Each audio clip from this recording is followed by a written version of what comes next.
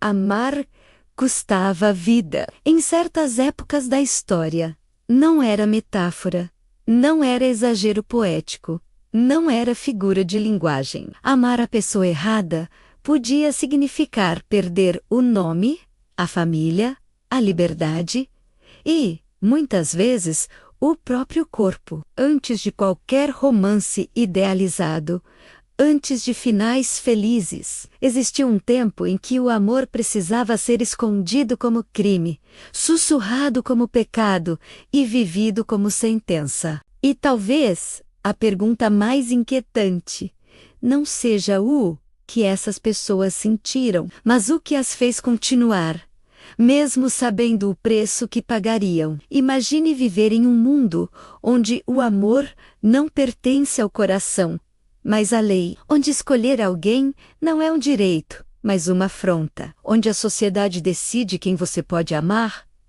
quando pode amar e, principalmente, se merece amar. Nesse mundo, amar não era uma decisão íntima, era um ato político, um gesto de rebeldia silenciosa, um risco calculado, e ainda assim, milhares escolheram amar. Há registros de jovens que aprenderam a reconhecer os passos um do outro no escuro, porque só podiam se encontrar à noite. De mulheres que memorizaram cartas inteiras, pois o papel precisava ser queimado logo depois da leitura. De homens que aceitaram viver com o nome apagado da história para não apagar o sentimento que carregavam. Essas histórias raramente entraram nos livros oficiais, não porque não importassem, mas porque ameaçavam a ordem. O amor sempre foi perigoso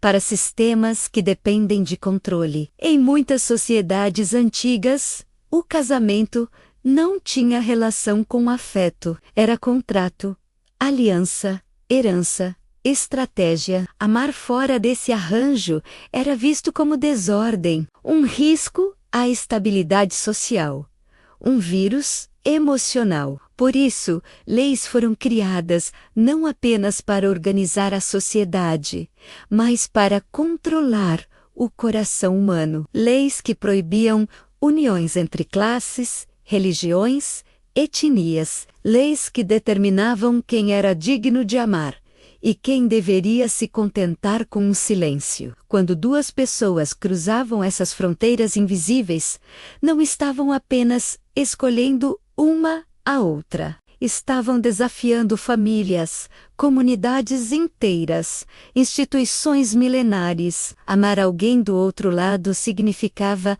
aceitar a possibilidade do exílio. Em alguns casos, da morte. Ainda assim, eles se encontravam.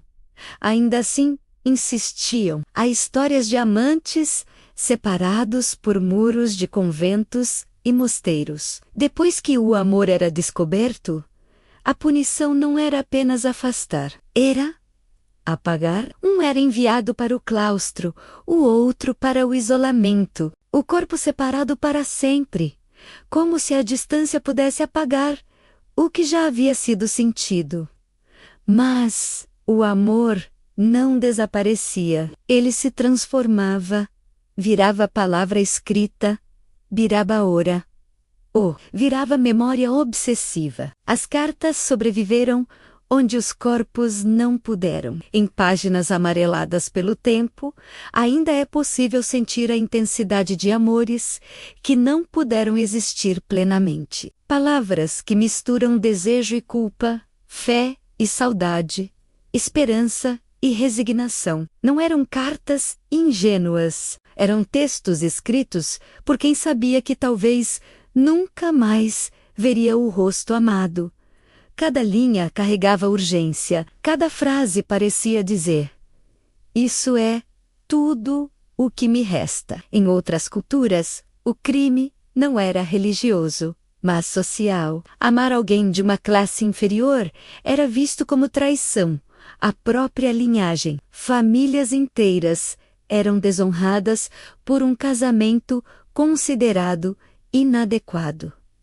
Jovens eram expulsos de casa. Nomes eram apagados de registros. Em casos extremos, a punição vinha pelas próprias mãos da família, como se o amor fosse uma mancha a ser lavada com sangue. Esses amantes aprendiam cedo que o mundo não seria gentil, que não haveria aplausos, que ninguém escreveria canções sobre eles enquanto estivessem vivos. Amar, para eles, não tinha promessa de felicidade. Tinha apenas sentido, e talvez isso seja o mais perturbador. Eles não amavam esperando recompensa. Amavam porque não conseguiam não amar. Houve também os amores proibidos pela religião. Em épocas de conflitos intensos, amar alguém de outra fé era visto como heresia. Casais interreligiosos eram perseguidos, denunciados, condenados. Não importava o caráter, a bondade ou a intenção. Importava apenas a transgressão simbólica. Amar o inimigo era visto como ameaça maior do que odiá-lo. Esses amores precisavam viver em códigos. Um gesto significava encontro. Um objeto esquecido significava saudade. Uma música cantada em voz baixa significava promessa. Tudo era simbólico porque tudo era arriscado. E ainda assim, eles persistiam. Não porque acreditassem que venceriam, mas porque o amor, quando nasce, não pede permissão. Em prisões e campos de exílio, o amor assumiu outra forma. Não havia encontros, não havia toques. Havia espera. Esperar se tornava um ato de resistência. Esperar era uma maneira de dizer: o que sinto é maior que essas grades. Algumas dessas pessoas esperaram a vida inteira. Outras morreram esperando. Mas, para elas, desistir teria sido uma morte ainda maior. O mundo tentou apagar esses amores. Tentou reescrever a narrativa. Tentou dizer que eram pecados, erros, desvios, mas algo curioso aconteceu.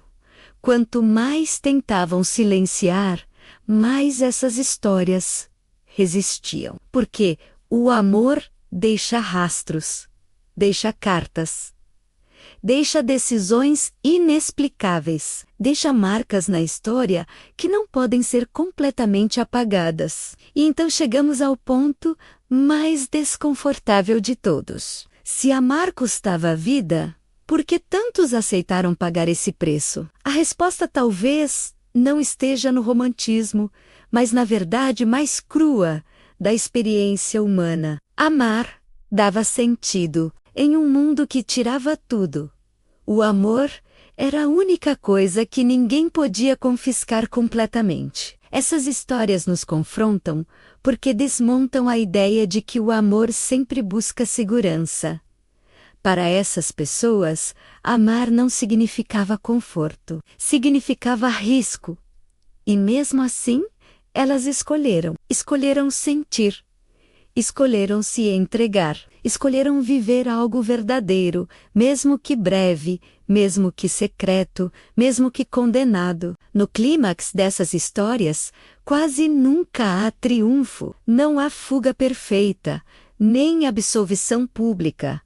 O que há é permanência. O sentimento permanece quando tudo o mais cai. Permanece na memória coletiva, mesmo quando os nomes se perdem. Permanece como prova de que o ser humano sempre tentou ir além das cercas que lhe impuseram. Talvez o maior legado desses amores não seja o sofrimento, mas a pergunta que eles deixam para nós: em um mundo mais livre, mais aberto, mais tolerante, que fazemos com o amor que temos? Valorizamos, protegemos ou o tratamos como algo descartável, quando antes ele era motivo para enfrentar a morte? Essas histórias não pedem piedade, pedem lembrança, pedem reflexão, porque toda vez que o amor é proibido, algo profundamente humano é atacado. E toda vez que alguém ama apesar disso, algo profundamente humano é salvo. Agora, eu quero saber de você. Se amar custasse a vida, você ainda amaria? Você arriscaria tudo por um sentimento que o mundo inteiro condena? Ou escolheria a segurança de uma vida vazia, porém aceita? Escreve nos comentários o que você faria. Se essa história te tocou de alguma forma, deixa o like. Isso ajuda mais pessoas a encontrarem essas narrativas esquecidas. E se inscreve no canal, porque ainda existem muitas histórias que o mundo tentou esconder, mas que merecem ser contadas.